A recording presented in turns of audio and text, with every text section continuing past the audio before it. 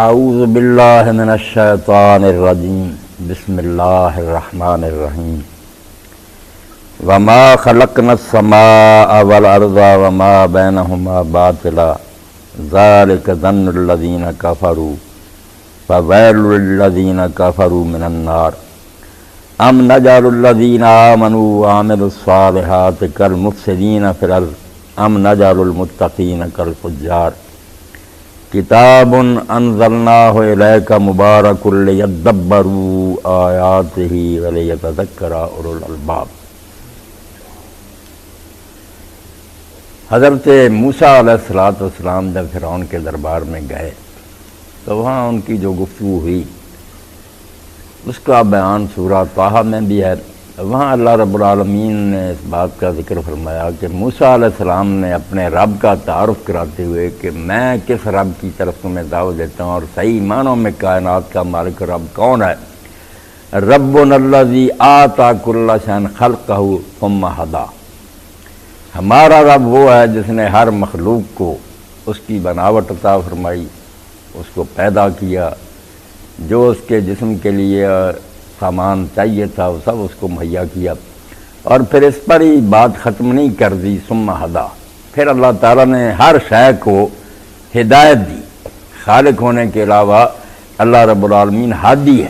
اگر پیدا کر کے چھوڑ دیتا اور کسی شے کو پتہ نہ ہوتا کہ میں نے کیا کرنا ہے، میں کس لیے بنائی گئی ہوں اور اپنے مقصد کو پورا کرنے کے لیے میرا طریقہ کار کیا ہوگا، تو یہ بالکل عبث اور بیکار کام ہوتا، ایک ایسی نادانی ہوتی جس کی اللہ تعالیٰ سے توقع ہی نہیں کی جاتی۔ وہ پاک اور منزہ ہے، ایسا کر سکتا ہے کہ بے مقصد چیز بنا دے، اور اگر کوئی چیز بنائی ہے تو اس کا کوئی طریقہ ہی کار نہ ہو؟ نہیں، فرمایا ہمارا رب وہ ہے جس نے ہر شے کو اس کی پیدائش دی، پیدا کیا، پھر ہدایت دی۔ یہی بات اللہ رب العالمین دوسرے مقام فرماتے ہیں، اِنَّ عَلَيْنَا لَلْہُدیٰ، اپنے فضل و کرم سے اللہ نے اپنے اوپر واجب کر لیا کہ ہماری ذمہ داری ہے، ہم پر لازم ہے کہ ہم لوگوں کو راستہ بتائیں۔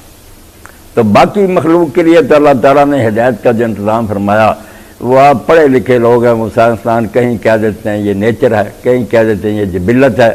اللہ رب العالمین نے ان کے لیے کوئی علیحدہ انتظام نہیں کیا، ان کے اندر ہی ایسی چیز رکھ دی ہے کہ وہ خود بخود ہی وہ کام کرتی جاتی ہیں جس کے لیے وہ بنی ہے۔ مگر انسان کے اندر چونکہ مادی ہونے کے علاوہ ایک روحانی عنصر بھی ہے، اس کو آزادی اور اختیار بھی ملا ہے، اس لیے اس کو سمجھانے کے لیے، اس کی ہدایت کے لیے اللہ تعالیٰ نے ایک الگ انتظام بھی کیا، شعوری، کہ بالکل انبیاء علیہ السلام کا سلسلہ جاری فرمایا۔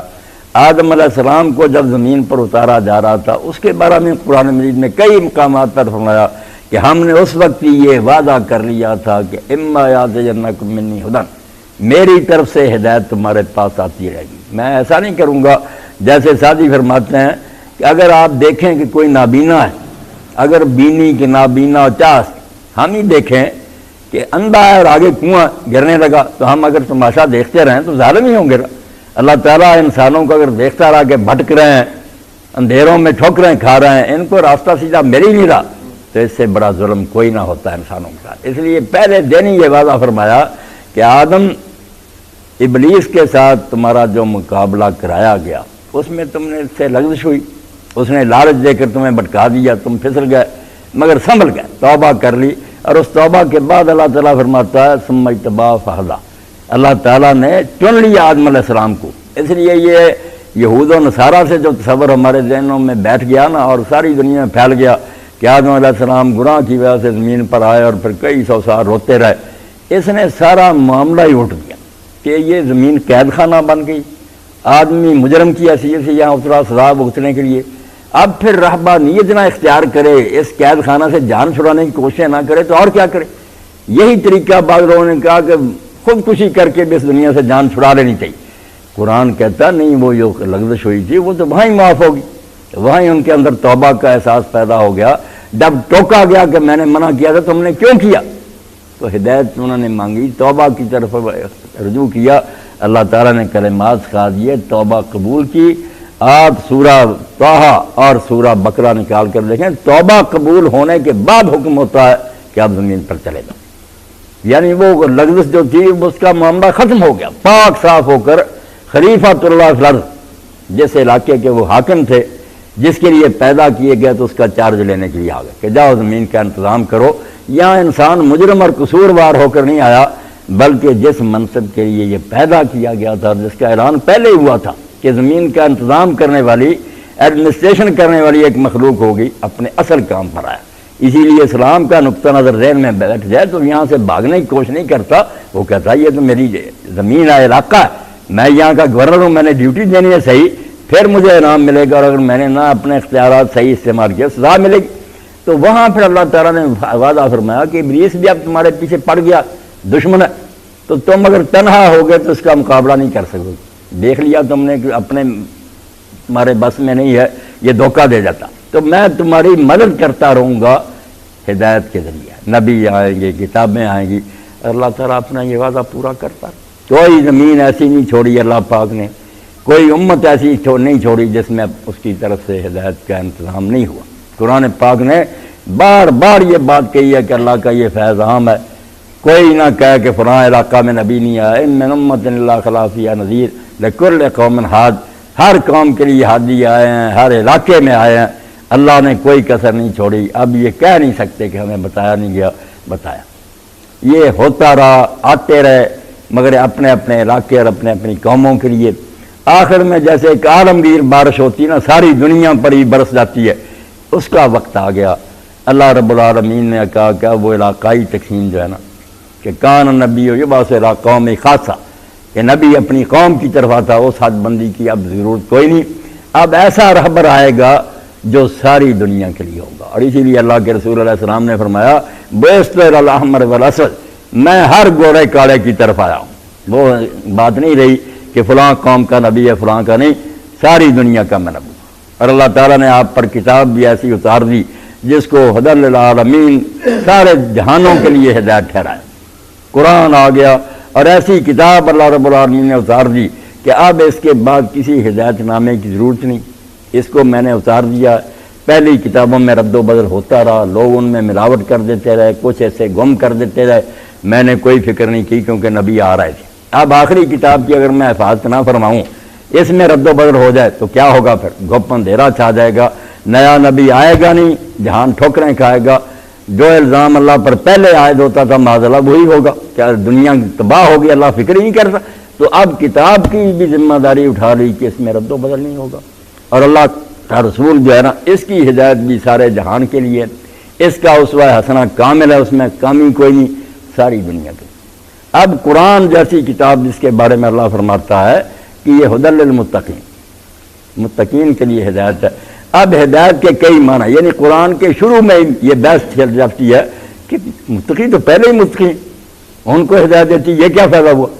کئی کافروں نے یہ اعتراض اٹھایا اور طرح طرح سے لوگوں نے اسے جان چھڑائی، مگر یہ ذہن میں رکھنا چاہیے کہ ہدایت کے کئی معنی ہیں، جدا جدا معنوں میں وہ آتی ہے قرآن مجید میں، ان کا لحاظ کرنا چاہیے۔ ایک تو ہے کہ لوگ بالکل گمراہ ہیں، بے دین ہیں، انہیں راستہ دکھانا ہے، وہاں تو ہدی للناس ہے، سب لوگوں کو یہ راستہ بتاتی ہے، وہاں ساری دنیا کے لیے ہے۔ ایک ہے کہ جو مان چکے ہیں اور ماننے کے بعد اب وہ چاہتے ہیں کہ ہماری رہنمائی کی جائے کہ ہم کس طرح زندگی گزاریں، ایمان لا چکے ہیں، اب ان کی گائیڈنس کی ضرورت ہے۔ یہاں ہدی للمتقین ہے کہ فائدہ یہ اٹھا رہے ہیں۔ دوسرے نام مراد سورج تو چمکا مگر انہیں آنکھیں بند کر لی، وہ اندھے رہ گئے، تھا سارے جہانوں کے لیے راستہ بتانے کی حد تک ہدی للناس، مگر اب جو ہے نا ہدایت کہ گائیڈ بک، یہ تو جو مانتے ہیں ان کے لیے ہے نا، جو طب کی کتاب ہاتھ میں رکھتے ہیں کہ بیماریوں سے بچ رہے ہیں، علاج معالجہ اپنا کراتے ہیں، جو نہیں ادھر آتے وہ تباہ ہو گئے۔ تو ہدی للمتقین بصیرت کے معنوں میں آتا ہے، جیسے حضرت اصحاب الکہف کے بارے میں اللہ فرمایا زدناہم ہدی، کہ وہ ہدایت پر تھے، ہم نے ان کی ہدایت زیادہ کر دی۔ اب ہدایت زیادہ کیا کر دی کہ ان کا نور بصیرت بڑھ گیا، روشنی دماغ میں زیادہ، ایمان قوی۔ تو ہدی للمتقین آگے ان کی صفاتیں بیان کہ وہ ایسے کام کرتے ہیں، وہ متقی ہیں جو اس سے ہر وقت رہنمائی لیتے ہیں۔ دوسرے جو تھے نا ان کو راستہ بتایا، وہ نہیں اس راستے پر چلے، اب جو چل پڑے اور قدم قدم پر پوچھتے ہیں کہ ہم نے کیا کرنا کیا کرنا، ان کے لیے یہ کتاب رہنما کتاب ہے، ان متقی لوگوں کو یہ راستہ بتاتی ہے، اور ہے اتنی پرتاثیر، اتنا زور اور طاقت ہے اس میں کہ کہ اللہ رب العالمین قرآن مجید میں فرماتا ہے لو انزلنا ھذا القرآن علی جبل، اگر ہم اس قرآن کو پہاڑ پر اتار دیتے. یہ حسرت اور افسوس کے ساتھ کہا کیونکہ انسان جو ہے نا پہاڑ کے مقابلے میں کتنا چھوٹا سا گوشت پوست کا، وہ تو پتھر ہے سخت. اللہ فرماتا ہے اتنی سخت اور اتنی مضبوط مخلوق پر بھی قرآن اترتا اور وہ سمجھتی ہوتی تو وہ ریزہ ریزہ ہو جائے، ٹکڑے ٹکڑے ہو جاتے اس کے سننے سے، خوف سے. مگر افسوس ہے تم انسانوں پر کہ سنتے ہو، تم پر قرآن کا کوئی اثر نہیں ہوتا. مولانا شبیر احمد عثمانی رحمۃ اللہ علیہ اپنے حواشی میں لکھتے ہیں کہ میرے والد اللہ ان پر رحمت کرے انہوں نے ایک لمبی نظم لکھی تھی جس میں یہ 3 اشعار بھی انہوں نے کہے، وہ انہوں نے اپنے حاشیے میں لکھ دیے ہیں.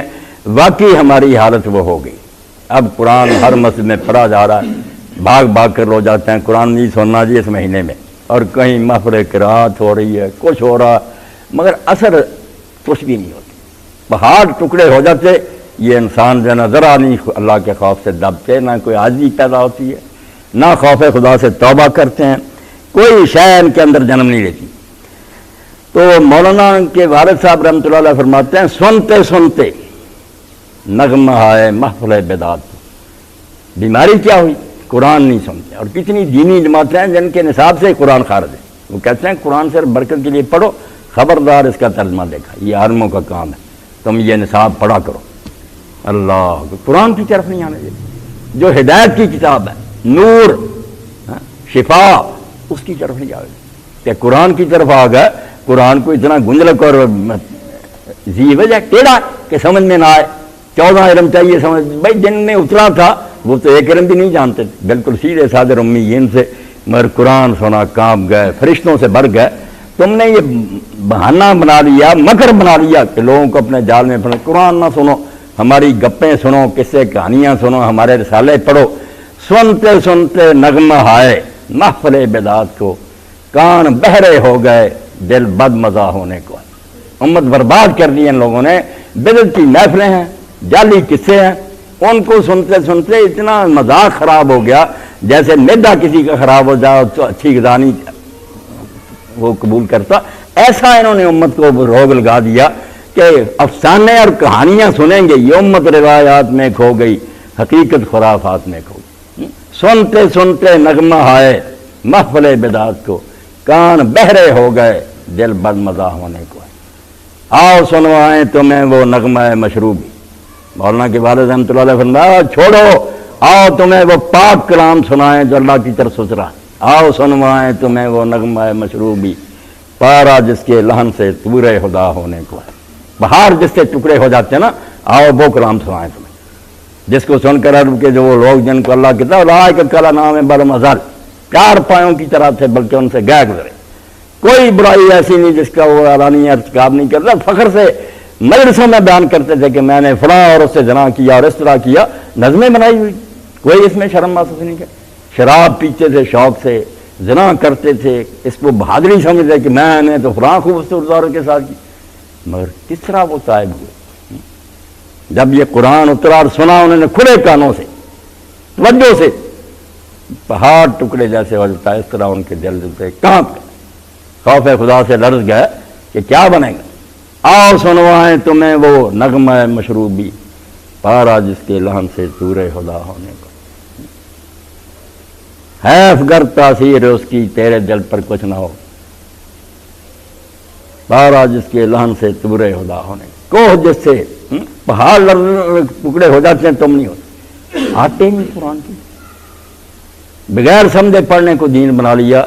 حضرت عبداللہ ابن مسعود رضی اللہ تعالیٰ فرماتے ہیں کہ اللہ نے کتاب اتاری تھی کہ لوگ اس پر عمل کریں. لوگوں نے اس کی تلاوت کو ہی عمل بنا لیا کہ پڑھتے رہو، بس یہی عمل ہے، آگے نہیں کہ اس کو سمجھیں اور جو کہہ رہا وہ کرو.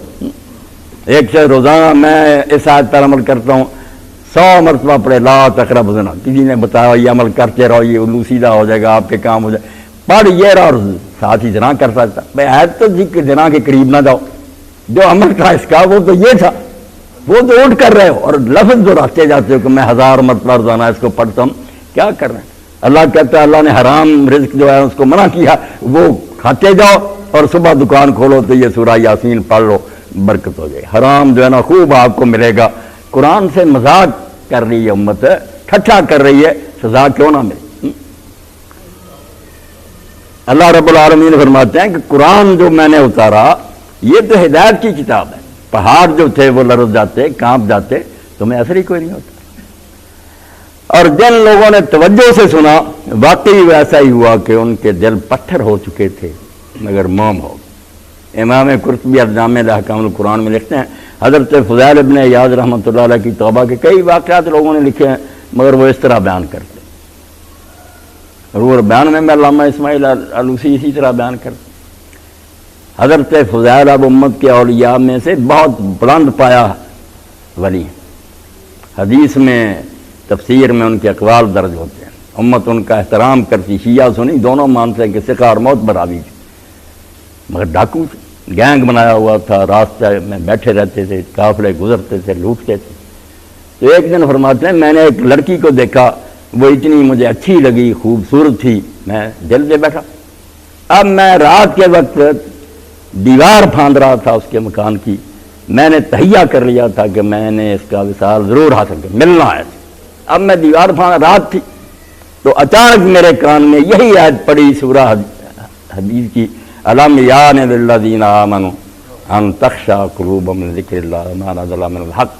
کیا ابھی وقت نہیں آیا؟ سوال، کیا ابھی وقت نہیں آیا کہ جو لوگ ایمان رکھتے ہیں وہ اللہ کا کلام سن کر ڈر جائیں اور اللہ کے ذکر سے لرز اٹھیں؟ وقت نہیں آیا؟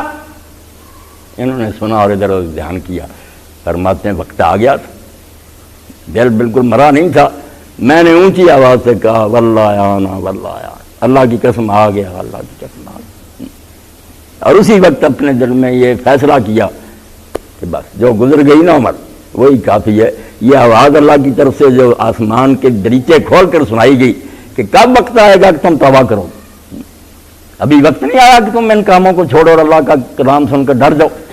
تو وہاں سے نکلتے ہیں فرماتے ہیں میں گیا تو ایک ویرانہ تھا، ویران جگہ ایک قافلے نے ڈیرا لگایا ہوا تھا، کچھ لوگ مسافر سے وہ ٹھہرے ہوئے تھے، اب وہ آپس میں باتیں کر رہے تھے، یار جلدی کرو یہاں سے نکلنے کی کوشش کرو، یہاں فضیل اور اس کے ساتھی ڈاکو رہتے ہیں، کہیں وہ نہ مل جائیں وہ تو لوٹ لیں گے۔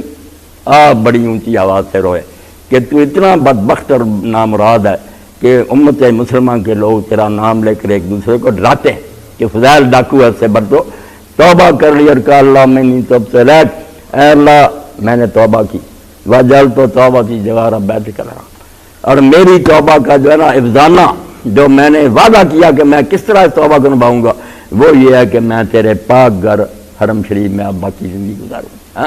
اور بغداد سے چلے تاریخ اسلام میں دیکھیں کہ ہر قدم پر قدم اٹھاتے تھے، 2 رکعت نماز پڑھتے تھے، پھر قدم اٹھاتے تھے، 2 سال میں حرم شریف پہنچے اور باقی زندگی پھر حرم شریف سے باہر نہیں نکلی۔ عاشورہ کے دن وہیں فوت ہوئے ہیں، باہر نہیں گئے، مکہ میں مقام کر لیا، روتے رہتے تھے اور اتنے ڈر گئے کہ وقت کا خلیفہ ہارون رشید آیا اور اس نے اپنے وزیر سے کہا کہ میں کسی اللہ والے سے ملنا چاہتا ہوں، کوئی ایسا بندہ میرا ہو یار جو اللہ والا، ہم تو دنیا میں ڈوبے ہوئے اور ہر وقت اسی دھندے میں، کوئی اللہ والا بندہ جو ہے اس سے میری ملاقات کرا۔ تو لے گیا، حضرت سفیان ثوری سے ملایا، حضرت سفیان بن عیینہ سے ملایا، یہ ہم ہیں دین کے، کوئی چھوٹے آدمی نہیں، بڑے بڑے امام اور ولی ہیں۔ مگر جب وہ خلیفہ ملا تو بعد میں اس نے کہا حضرت کوئی میرے لائق خدمت، تو کسی نے بتا دیا مجھ پر یہ قرض ہے، کسی نے کچھ کہا، اس نے وزیر اعظم نے روی سے کہا کہ تھیلی دے دو، اور باہر نکل کر کہا کہ وہ بندہ نہیں جو میں ڈھونڈ رہا ہوں، یہ بہت اچھے لوگ ہیں مگر یہ وہ نہیں۔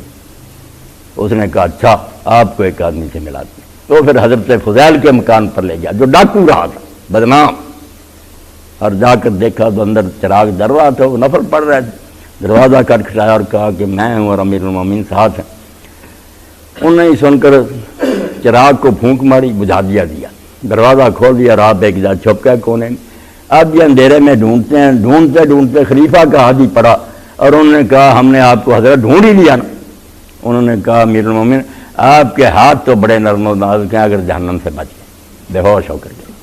اس نے کہا اگر دوزخ سے بچ گیا تو ہاتھ تو آپ کے بڑے نرم و نازک، مگر مرنا بڑا خطرناک ہے، آگے جہنم سے بچا تو پھر ہے نا، ہوش آئی تو پھر کہا کچھ نصیحت فرمائیں، تو یہی نصیحت فرمائی کہ جس جگہ پر آپ بیٹھے ہیں نا یہاں فرعون اور نمرود بھی بیٹھے تھے حکومت کے تختوں پر، لعنت سمیٹ کر گئے اور جہنم کا ایندھن بنے، اور یہاں ہی حضرت ابوبکر اور عمر جیسے بیٹھے ان کا نام جو ہے نا زندہ رہ گیا اور لوگ ان کے لیے رحمت کی دعائیں کرتے ہیں۔ اب یہ آپ کا چوائس ہے کہ آپ فرعون اور نمرود کے ساتھ جانا چاہتے ہیں یا نیک لوگوں کا ہے۔ بعد میں وہی بات کہی کہ حضرت روتا رہا بڑا کہ کچھ خدمت، انہوں نے کہا خدمت یہی ہے کہ آپ جو میرے پاس آئے نا، آئندہ اللہ کے لیے مجھے ملنے نہ آئیں اور نہ مجھے کبھی بلائیں، میں جہالت اور غفلت میں اپنی بہت عمر ضائع کر چکا، وہ کمی پوری کرنے میں لگا ہوا ہوں، اللہ سے معافی مانگ، میرے پاس کہاں وقت ہے کہ میں لوگوں سے ملوں، میں نے تو اپنے رب سے وعدہ کیا تھا کہ توبہ کر کے ہر حدیث پڑھاتے، قرآن پڑھاتے، مگر دنیا دار لوگوں سے، بادشاہوں سے ملنا چھوڑ دیا، یعنی پتھر جو تھا نا وہ موم ہو گیا۔ اللہ کہتا پہاڑوں پر میں اتارتا اور سمے رکھتے پہاڑ ٹکڑے ہو جاتے، تم انسان نہیں سمجھ لیتے، تمہیں اثر ہی کوئی نہیں ہوتا۔ امام ابن کثیر رحمۃ اللہ علیہ فرماتے ہیں اپنی تفسیر میں کہ فجر کی نماز پڑھا رہے تھے حضرت زرارہ بن اوفا، اور یہ قاضی البصرہ تھے، چیف جسٹس تھے اسلامی حکومت کے بصرہ میں، تو نماز فجر پڑھاتے ہوئے انہوں نے جب یہ آیت پڑھی قرآن پاک کی فَإِذَا نُقِرَ فِي النَّاقُورِ فَذَلِكَ يَوْمَئِذٍ يَوْمٌ عَسِيرٌ عَلَى الْكَافِرِينَ غَيْرُ يَسِيرٌ، تو لکھ دیں شہقۃً، زور کی چیخ ماری اور گر گیا، لوگوں نے اٹھایا، مر چکے، جان نکل گئی۔ کہا وہ دن جب کرنا پھونکا جائے گا، سائرن بجے گا، سارے مردے زندہ ہو کر خدا کی عدالت میں آ جائیں گے۔ وہ دن جو لوگ نہیں اب مان رہے، جو اس کے لیے تیاری نہیں کر رہے، ان کے لیے بڑا مشکل دن ہوگا، کوئی آسان مرحلہ نہیں ہوگا۔ جان نکل چیخ ماری اور مر گئے۔ حضرت عمر رضی اللہ تعالیٰ عنہ جا رہے تھے، کسی قاری کو پڑھتے سنا، دیوار کے ساتھ بیٹھ گئے، بعد میں بہت حوصلہ کر کے گھر گئے اور 1 مہینہ بستر پر رہے، کسی کو خبر نہیں ملی کہ آپ کو کیا بیماری نہیں، قرآن ہی سنا، کہاں گئے کہ وہ وقت کیسا خطرناک ہوگا، کوئی حمایتی نہیں ہوگا، کوئی رشتہ دار نہیں ساتھ ہوگا، تنہا انسان کھڑا ہوگا، اور اس کا ایک عمل خدا کے دفتر میں لکھا ہے، کوئی نیکی بدی چھوٹی نہیں ہوگی، چھوٹنے کا کوئی وہاں طریقہ ہی نہیں، نہ رشوت نہ سفارش، عمل ہی چھڑائیں گے۔ تو اللہ رب العالمین فرماتے ہیں کہ ہم نے جو وعدہ کیا تھا زمین پر اتارتے وقت کہ ہم تمہیں تنہا نہیں چھوڑیں گے۔ علامہ اقبال رحمۃ اللہ نے یہاں بڑی پیاری بات کہی کہ اصل میں ٹکر ابلیس اور آدم کی کیا ہے؟ عقل اور عشق کی ٹکر ہے۔ ابلیس کیا ہے؟ عقل کا وہ مظہر ہے، جو ہے نا بے باک عقل، کہ کسی حد کے اندر نہیں رہتے، اپنی دانش اپنی سمجھ، کوئی زنا کو حلال کر رہا، کوئی موسیقی کر رہا، کوئی ڈانس کو کر رہا۔ عقل جب سرکش ہو جاتی ہے، عقلے کے جہاں سوزد اور جلوہ بے باک ہے، جب یہ بے باک ہو جاتی نا، میں نے مثال دی تھی خطبے میں کہ جیسے تار ہیں، ان کے اندر ہے نا بجلی، ٹھیک ہے، تار لیک کر دے کہیں سے، تباہ ہو گئے سارے۔ دین کی حفاظت میں رہے تو عقل بہت عمدہ، وہ عقل جو ہے نا پھر صدیق اکبر پیدا کرتی ہے، اور اگر سرکش ہو جائے تو پھر فرعون اور بے ایمان پیدا ہوتے ہیں۔ ہم نے فیضی رب الفضل نے کیا دین کا ستیہ ناش کیا، اکبر کو بھی کافر کر دیا اور خود بھی ہو گئے۔ دین الہی نیا ایجاد کے لیا، عقل کے پتلے تھے، کوئی عالم ان کے سامنے بول نہیں سکتا تھا۔ تو عقل جو ہے نا، کہتے ہیں ابلیس عقل کا مظہر، اس نے کہا کیا حکم دے رہا اللہ، میں نور سے آگ سے پیدا ہوں، یہ مٹی سے، کیا غلط بات ہے کہ نور جو ہے مٹی کے آگے جھکے؟ عقل استعمال، اول من قاسا ابلیس، پہلے اس نے عقل دہرائی، اور ادھر عشق تھا کہ حکم ہے مانو۔ تو جب آدم علیہ السلام وہاں اس سے دھوکہ کھا گئے، جان بوجھ کے نہیں کیا، دھوکہ دے دیا، تو اس وقت پھر یہ کہا کہ یہ عقل جو ہے نا، اگرچہ عقل فسوں پیشہ لشکریں گے، یہ وعدہ جو کیا نا کہ ہدایت آتی، اس آیت کا ہی ترجمہ اللہ نے کہا ہے، کام بڑا خطرناک ہے، یہ بڑا بے ایمان ہے، بڑا پڑھا لکھا ہے، بڑا فلسفی ہے، کیا بنے گا؟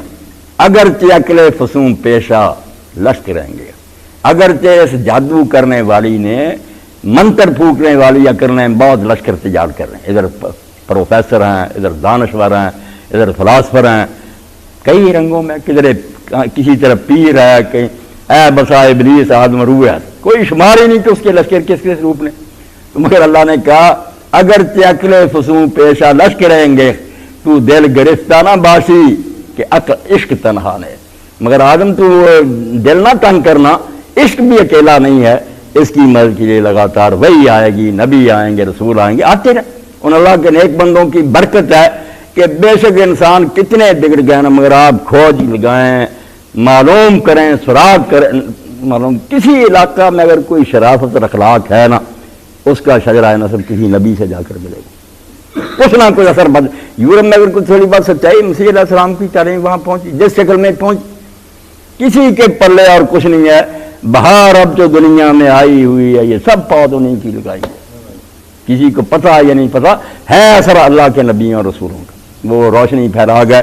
تو اللہ رب العالمین کہتے ہیں ایسی ذمہ داری میں نے لے لی کہ میں تنہا نہیں چھوڑوں گا، آتے رہیں گے۔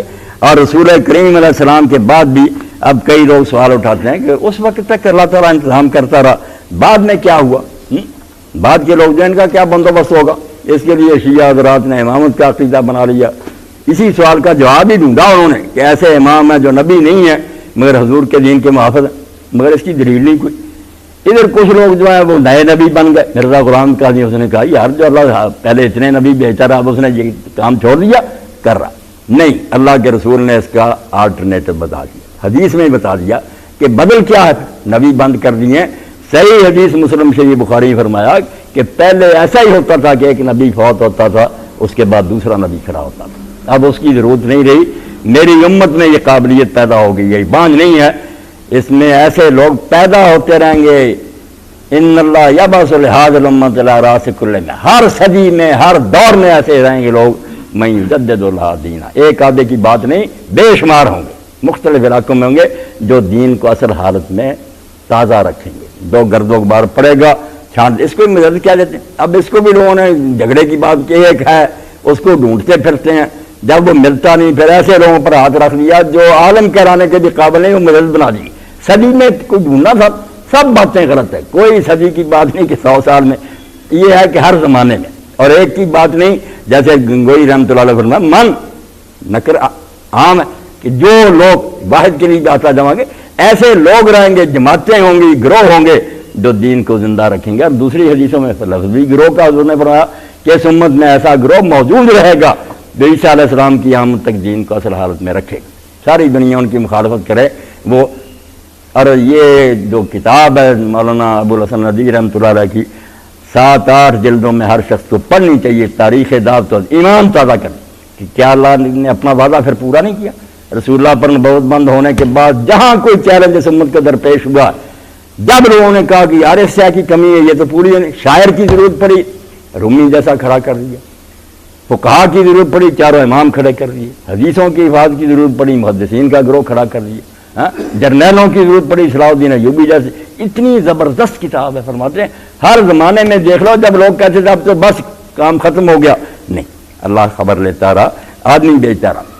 تو اللہ رب العالمین نے اپنی کتاب کے بارے میں کہا کہ یہ قرآن جو میں نے اتارا، اور اس کا آغاز اس مہینے کی ایک ایسی رات میں ہوا جس کا نام ہی آپ دیکھتے ہیں اللہ نے لیلۃ القدر رکھ لیا۔ قدر زبر پر نہیں، دال پر زبر نہیں ہے کہ تقدیر بنے، قدر، وما قدر اللہ حق قدر، اللہ کی شان نہیں پیدا، فرمایا لیلۃ القدر، بڑی عظمت والی بڑی شان والی رات، یعنی رات اتنا درجہ پا گئی۔ فرمایا اس رات سے زیادہ انسانوں کے لیے کون سی بابرکت رات آئے گی جس دن خود اللہ تعالی ہم کلام ہوا، اس نے اپنا فرشتہ بھیج کے رسول اللہ کہا یہ پہلی قسط ہے، اب ہدایت آنی شروع ہو گئی، لوگوں تک پہنچا دے۔ یعنی وہ رات اتنی عظمت کی رات 1000 مہینے سے بہتر، برابر نہیں کہا کہ 1000 مہینے کے برابر، اسی 86 سال ہم دیکھتے رہیں، اس سے بہتر، اللہ جانتا کتنے گنا بہتر۔ اس رات میں ہمیں اگر موقع ملے قیام کر رہے ہیں، اللہ تعالیٰ نے قبول فرما لے۔ فرمایا جس آدمی نے لیلۃ القدر میں نوافل پڑھے اس کے تو سارے پچھلے گناہ بخشے گا۔ ام المؤمنین حضرت عائشہ صدیقہ رضی اللہ عنہا نے فرمایا یا رسول اللہ اگر میری زندگی میں رمضان آئے اور احتمال ہو کہ وہ رات مل جائے کیا پڑھوں؟ آپ نے کس بات کو ترجیح دی؟ ساری چیزیں چھوڑ کر کہا مانگنے کی چیز تو یہ ہے اللہم انک عفو تحب العفو فاعف عنی، اے اللہ تو بہت معاف کرنے والا ہے اور معاف کرنے میں تو دل تنگ نہیں کرتا کہ کیسے معاف کروں اتنے جرم کیے، نہیں، تو خوش ہوتا ہے معاف کر کے، اس لیے مجھے بھی معاف کر۔ معافی کیا فرمایا؟ جس کو معافی مل گئی پیچھے کیا باقی رہا؟ ہاں کامیابی ہوگی۔ معافی تو اصل انسان کی حاجت ہے کہ عدالت میں پیش ہو تو معافی دے دی جائے، اور یہی بات جب اللہ کے رسول علیہ السلام نے ایک نے فرمایا نا جس سے حساب ہوا وہ برباد ہو گیا، تو ام المؤمنین عائشہ رضی اللہ عنہا نے فرمایا یا رسول اللہ حساب تو قرآن کہتا ہے نیکوں کا بھی ہوگا، سوف یحاسب حسابا یسیرا، کہ آسان حساب ہوگا ضرور۔ آپ فرماتے ہیں من حوسب، جس کا حساب ہوا وہ مر گیا، تو فرمایا شاہ وہ حساب نہیں نا، حساب جس سے ہوا نا کہ پوچھنا شروع کر دیا یہ کیوں کیا، وہ نہیں جان چھڑا سکے گا۔ یہ حساب یسیر کیا ہے، ذالک الارض، کاغذ پیش ہوئے اس طرح ہے نکل جائے، بس فائل آگے اللہ نے گزار دی، کچھ نہیں اس بارے میں۔ اور اتنا رحم فرمایا، جب حدیث نجوہ کو ہم پڑھتے ہیں اللہ کی رحمت اور اس کے فضل کا اندازہ ہوتا ہے کہ اللہ رب العالمین جن لوگوں کو معاف کرنا چاہے گا پردہ پوشتا۔ اب کئی لوگ کہتے ہیں ولی سے جا کر دعا کراؤ، خود رسول اللہ کے بارے میں تصور ہے کہ حضور سے جا کر مدینہ بخشش مانگنی چاہیے۔ ایک آیت غلط استعمال کرتے ہیں، وہ آیت تو اتری تھی کہ جن لوگوں نے حضور کی عدالت چھوڑ کر کعب بن اشرف کی عدالت میں مقدمہ لے گئے تھے، حضور کی توہین ہوئی، وہاں اللہ نے کیا حضور سے ہی معافی مانگنی پڑے، ورنہ یہ کوئی طریقہ نہیں کہ نبی کو جا کر بتائیں معافی، یہ تو پردہ داری جو اللہ چاہتا ستاری اس کے خلاف۔ خود حضور کہتے تھے اگر کوئی جا کر اللہ سے معافی مانگ، اللہ تو چاہتا کسی کو پتہ ہی نہ چلے۔ تو حضور فرماتے ہیں جن پر رحم کرنا چاہے علیحدہ بلائے گا، پردے کے اندر ڈھانک لے گا اور کہے گا تو نے یہ کیا، تو نے یہ کیا، تو نے یہ کیا۔ اب بندہ جب سنے گا تو پتہ چلے گا جو باتیں میں بھول بھی گیا تھا وہ تو اللہ پاک کو سب بھی معلوم، اور دیکھے گا آگے پیچھے، بس ہر طرف اب آگ ہی آ گئے، بچنے کی کوئی صورت۔ یہ ساری باتیں چلانے کے بعد کہ میں سب سے باخبر ہوں، کیا بخش دیا، اور صرف بخشا نہیں، ان کی جگہ کاٹ کر نیکیاں لکھ لی۔ تو یہ پھر کہے گا اللہ خوش ہو کر، اور یہاں حضور علیہ السلام کی داڑھیں مبارک ننگی ہوگی ہنس کر، کہے گا اللہ کچھ بڑے بڑے گناہ رہ گئے جو آپ نے بیان نہیں کیے، کیونکہ کاٹ کر دیا، نیکیاں لکھ لی ان کی۔ تو جس پر فضل فرمانا چاہے گا یہ حال ہوگا۔ تو اللہ فرماتا ہے کہ ہم نے یہ آسمان و زمین میں ترجمہ کر دوں، وما خلقنا السماء والارض وما بینہما باطلا۔ قرآن کا مقابلہ کوئی کر سکتا؟ جہاں سے پڑھیں، فرمایا ہم نے آسمان کو اور زمین کو اور جو کچھ ان کے درمیان ہے فضول نہیں پیدا کیا کہ اسی طرح سلسلہ چلتا رہے یا لوگ مر کر مٹی میں ملتے رہیں۔ یہ کوئی کھیل ہے کھلنڈرے کا؟ ذالک ظن الذین کفروا، یہ کافر اور بے ایمان سمجھتے ہیں کہ اللہ نے یہ کوئی تماشا بنایا ہوا ہے۔ فویل للذین کفروا من النار، ایسے کافر اور بے دین جو آخرت کو نہیں مانتے، اللہ کی عدالت کے منکر ہیں، یہ آگ میں پڑیں گے، ان کی کم بختی آئے گی۔ پھر پتہ چلے گا کہ اس جہان کا مالک بے بس تھا، بے خبر تھا، احمق تھا، بے انصاف تھا۔ بتاؤ کون سی خدا میں خامی نکالتے ہو؟ کوئی جانتا نہیں تھا کہ دنیا میں کیا ہو رہا، کچھ لوگ اچھائیاں کر رہے ہیں، کچھ ظلم کر رہے ہیں، اس کی وجہ سے خبر نہیں تھی، اور وہ بے بس تھا کہ ان ظالموں کو پکڑ نہ سکتا، یا بے وقوف تھا کہ نیکی اور بدی میں فرق نہیں کر سکتا تھا، یا انصاف نہیں کرنا اس نے۔ بتاؤ مجھ پر کون سا الزام لگاتے ہو؟ فرمایا یہ کافروں کے خیال ہے۔ کوئی آدمی جو اللہ کو مانتا وہ سوچ بھی نہیں سکتا کہ اللہ تعالیٰ اس طرح کی اندھیر نگری کر سکتا کہ نیکی کرنے والے مٹی میں مل جائے اور بدماشیاں کرنے والے عیش کرتے رہے۔ ام نجعل الذین آمنوا وعملوا الصالحات کالمفسدین فی الارض، یہ ایسی کامن سینس کی بات ہے، موٹی عقل کی، کوئی بندہ اس کو جتا نہیں چاہیے۔ ایک نوکر حکم مانتا دوسرا مانتا ہی نہیں۔ فرمایا کیا ہم ان لوگوں کو جو ایمان لائے اور نیک کام کرتے ہیں ان کی طرح کر دیں گے جنہوں نے میری زمین کو برباد کر دیا، میرے ملک میں فساد پھیلائے، بدماشیاں کی، بے شمار لوگوں کو غارت کر دیا، ملکوں کے ملک تباہ کر دیے، ان مفسدوں کو اور نیکوں کو میں برابر کر دوں گا؟ ہم نجعل المتقین کالفجار، کیا بدکار لوگ اور مجھ سے ڈرنے والے جو ہیں یکساں ہی ہو جائیں گے، دونوں مٹی میں مل جائیں گے؟ کتاب انزلنا الیک مبارک، آخر حضور کو مخاطب کر کے کہا کہ اس امت کو احسان ماننا چاہیے کہ ہم نے تیری طرف کتاب اتاری ہے جس کی برکتوں کا، جس کے فیض کا، جس کے نفعوں کا کوئی اندازہ ہی نہیں۔ اس کا ایک لفظ جو ہے خزانے بھرے ہوئے اس کی برکتوں کے، لیدبروا آیاتہ ولیتذکر اولو الالباب، مگر کمی یہ ہوگی جب تک یہ ہوتا رہا، یہ برکتیں دیتی رہی، اب کتاب وہ یہ برکتیں نہیں، لیدبروا آیاتہ، پہلا یہ ہے کہ لوگ اس کی آیتوں پر غور کریں، سوچیں، ایک ایک لفظ پر ڈیرا لگائیں۔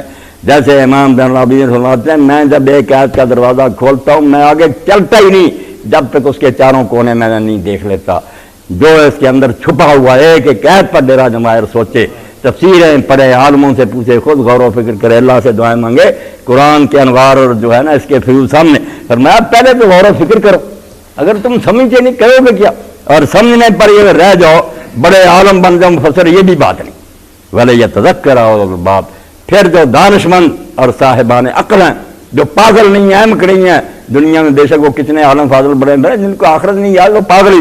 فرمایا عقل مند لوگ پھر جاگ اٹھیں، خواب غفلت سے بیدار ہو جائیں، ہوشیار ہو جائیں، نصیحت حاصل کریں۔ پہلے تدبر کہ غور و فکر کریں، پھر تذکر کہ جو کچھ سیکھا ہے اس کے مطابق اپنے آپ کو تبدیل کر لیں، جو چیزیں اس کے خلاف ہیں ایک ایک کو چھوڑ دیں، جاگ اٹھیں، نیند کو ختم کریں۔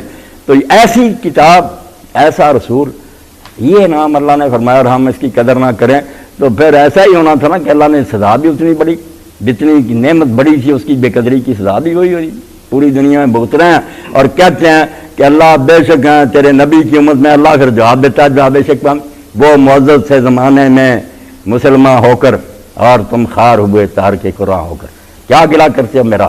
وہ قرآن پر چلتے تھے، میں ان کا ساتھی تھا، تم نے قرآن چھوڑ دیا، جاؤ دھکے کھاتے رہو، میرا تم سے کیا رشتہ؟ باقی نہیں میری مخلوق، اگر تم نے قرآن ہی نہیں اس پر نہیں چلنا تو کافروں نے میرا کوئی نقصان کیا کہ میں ان کا دشمن بنوں اور تم ان سے بدتر ہو، تمہیں نعمتیں دیتا رہوں۔ تو اللہ توفیق دے اس ماہ مقدس میں آپ میں سے ہر آدمی قرآن کا کوئی ترجمہ لے، تفسیر لے، سارے ذکر اذکاروں کی بجائے اور سارے ورد وظیفوں کی بجائے قرآن اس مہینہ میں تو قرآن کی طرف آج بات قرآن ہی دیکھیں، اور جہاں کوئی بات سمجھنے کے لائق نظر آئے کہ یہ نہیں سمجھ آئی نشان کریں، ملیں، قرآن سے مناسبت ان دنوں میں ہو جائے تو بہت بڑی بات ہے۔ قرآن وہ بات ہے جس کے بارے میں امام جعفر صادق فرماتے ہیں اللہ کی قسم واللہ لقد تجلی اللہ للناس فی ھذا القرآن، قرآن کتاب نہ سمجھو، اللہ خود اس میں جلوہ گر ہے، یہ کتاب ہے وہ خود اس میں چھپا ہوا ہے مگر لوگ دیکھتے نہیں ہیں۔ وآخر دعوانا الحمدللہ رب العالمین وصلی اللہ تعالی علی عبد اللہ ورسولہ خاتم النبیین سیدنا مولانا محمد وآلہ وصحبہ اجمعین۔